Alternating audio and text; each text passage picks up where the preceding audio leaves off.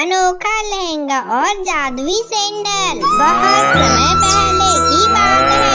सोनापुर गांव में महिमा अपने माता पिता के साथ रहती थी। सोनापुर में गणेश जी का एक बहुत बड़ा मंदिर था। महिमा की माँ उसी मंदिर के सामने फूल बेचा करती थी। महिमा के पिता बीमार एवं लाचार व्यक्ति थे और वो बोल भी नहीं सकते थे। महिमा दिखने में काली एवं बहुत ज्यादा बदसूरत लड़की थी। इसी वजह से महिमा का पूरे गांव वालों एवं मोहल्ले वालों उसकी बहुत ज्यादा बेइज्जती करती थी। एक दिन की बात है। एक दिन महिमा की माँ बगीचे में फूल तोड़ रही होती है और तभी वहाँ पर सांप आ जाता है और उसकी माँ को वह सांप डंस लेता है, जिस वजह से महिमा की माँ की वहीं पर मृत्यु हो जाती है। महिमा की माता के निधन हो जाने के बाद महिमा पे दुखों का पहाड़ टूट गया था। अब महिमा के घर में कोई भी कमाने वाला नहीं था।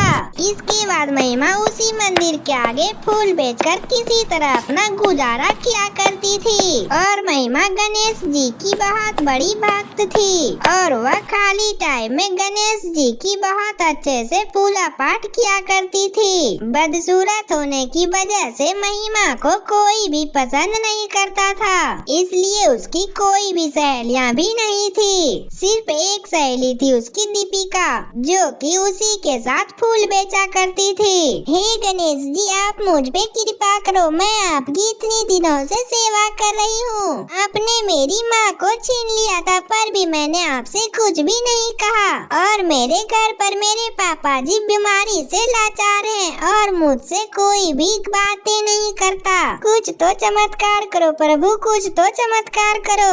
महिमा वहाँ से घर आ ही रही होती है, तभी उसे रास्ते में एक चमचमाती हुई रोशनी दिखाई देती है। अरे वाह, इतना तेज चमकता हुआ रोशनी भला किस चीज की है? और वह जब उस रोशनी के पास गई तो उसने देखा कि उसके पास एक चमचमाता हुआ सैंडल एवं लहंगा रखा हुआ है। अरे ये लहंगा एवं सैंडल तो बहुत ज्यादा कीमती लगता है, लेकिन आखिर इसको यहाँ पर रखा किसने है? तभी वहाँ पर एक बहुत खूबसूरत परी प्रकट होती है और वो महिमा से कहती है, महिमा ये जादुई लहंगा एवं सैंडल तुम्हारे लिए ही है। ये मेरे लिए, कहीं आप मुझसे मजाक तो नहीं कर रहे हैं ना? नहीं महिमा, ये सैंडल यहाँ पर बहुत दिनों से रखी हुई है, लेकिन ये आज तक किसी को भी नजर ही नहीं आए। तुम बहुत ही खुशकिस्मत हो जो ये लहंगा और सैंडल तुम्हें दिखाई दिया है, जो कि ये जादुई लहंगा और सैंडल तुम्हें मिला। ये कोई साधारण जादुई लहंगा और सैंडल नहीं है, बल्कि यह जादुई लहंगा और सैंडल है और अब तुम इस लहंगा और सैंडल को लेकर घर जाओ। ये अब से तुम्हारा है।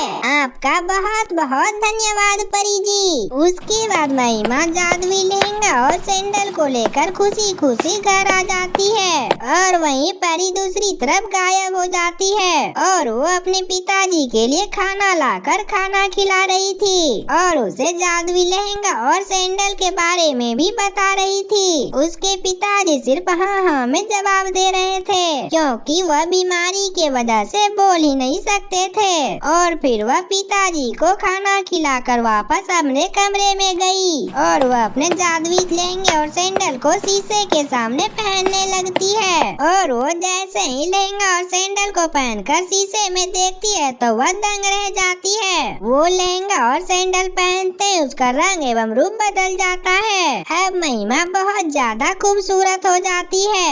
अरे वाह, मैं तो बहुत ज्यादा खूबसूरत हो गई हूँ। और फिर वह भागते हुए उस दीपिका के पास जाती है। अरे महिमा, तू एकदम से इतनी खूबसूरत कैसे हो गई? और उसने उसे कोई भी जवाब नहीं दिया और वह खुशी खुशी सबको अपना बदला हुआ रूप दिखाने चली जाती है। और वह जैसे ही घर पहुँची तो उसने देखा कि उसके पिताजी बिस्तर पर बैठकर कुछ बोल रहे हैं और वह जैसे उसके नजदीक जाकर उसे छुई तो वह खड़े होकर बोलने लगे। ये सब देखकर महिमा के आंखों से आंसू निकलने लगते हैं। अरे बेटी रो मत, अब मैं बहुत ज्यादा ठीक हो गया हूँ। अब मैं बोलने के साथ साथ चल भी सकता हूँ इसके बाद महिमा बताती है कि ये सब जादू सैंडल एवं लहंगा का ही है और इसने ही सारे चमत्कार किए हैं। पिताजी अब आप भी कल से मेरे साथ फूल बेचने चलना, सब लोग आपको देखकर हैरान हो जाएंगे। अगले दिन जब महिमा और उसके पिताजी सोकर उठे तो वे लोग हैरान हो जाते हैं क्योंकि उसकी टूटी फूटी झोपड़ी बहुत बड़ी महल में बदल चुकी थी। उनके घर पर महंगे महंगे फर्नीचर एवं कीमती कीमती सामान रखे हुए थे। पिताजी आप ये सब देख रहे हो ना, ये सब जादुई लहंगे एवं सैंडल का ही कमाल है। तुम ठीक कर रही हो बेटी, ये सब जरूर तुम्हारे अच्छे कर्मों का ही फल है। अब महिमा के पास सब कुछ था और उसे फूल बेचने की भी कोई जरूरत नहीं थी। अब महिमा के घर पर गाड़ी, नौकर चाकर एवं बहुत सारे पैसे थे। फिर महिमा अपने पिताजी से कहती है, पिताजी अब चलिए तैयार हो जाइए, मंदिर चलते हैं और गणेश जी को थैंक यू कहकर आते हैं। तभी उसकी सहेली दीपिका उसे फूल बेचने बुलाने के लिए आती है और वो टूटी फूटी झोपड़ी के बदले बहुत बड़ा आलीशान बंगला देखकर हैरान रह जाती है और वो वहीं से हैरान होकर घर वापस चली जाती है।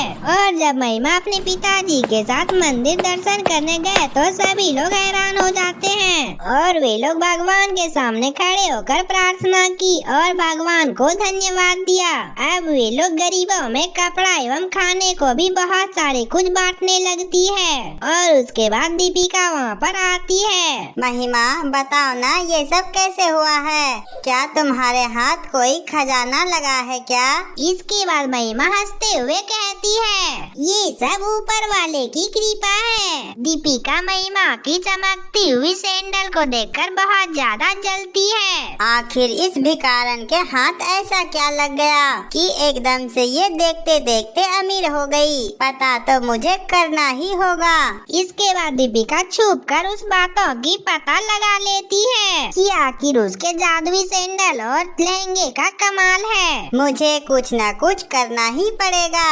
और वो अगली सुबह महिमा के घर पर आती है और उसे कहती है, महिमा तुम्हारे लहंगा और सैंडल तो मुझे बहुत बढ़िया लग रहे हैं। मुझे आज शादी में भी जाना है। क्या तुम मुझे ये लहंगा और सैंडल दे सकती हो? कल तक मैं तुझे वापस कर दूंगी।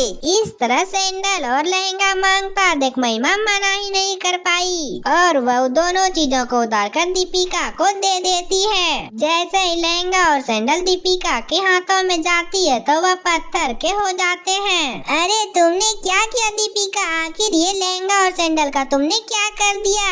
दीपिका जोर जोर से हंसते हुए लहंगा और सैंडल वहीं फेंक कर भाग जाती है और वह भी थोड़ी दूर गई थी कि महिमा का गार्ड उससे आकर कहता है, महिमा मैम, आपके सहेली का अचानक से पैर फिसलने से सर फट गया है, उसका बहुत तेज खून निकल रहा है। महिमा भागते हुए दौड़कर दीपिका के पास जाती है और उसे उठाकर वापस घर लाती है और उसकी जल्दी से महरम पट्टी की और उसे उसके घर पर भी पहुंचाती है और वो उदास मन से घर आके लहंगा और सैंडल को हाथों में उठा लेती है। अब लहंगा और सैंडल उसके हाथों में आते ही फिर से उसी तरह के हो जाते हैं और यह देखकर महिमा बहुत ज्यादा खुश हुई। और फिर कुछ ही दिन बाद दीपिका उसके घर पर आती है और उसे कहती है, मुझे माफ कर दो महिमा, मेरे मन में लालच आ गया था और मैं एक तांत्रिक के पास गई हुई थी। उसी के कहने से वो तुम्हारे जादुई लहंगे पत्थर के हो गए थे, पर मुझे अब अपनी गलती का एहसास हो चुका है।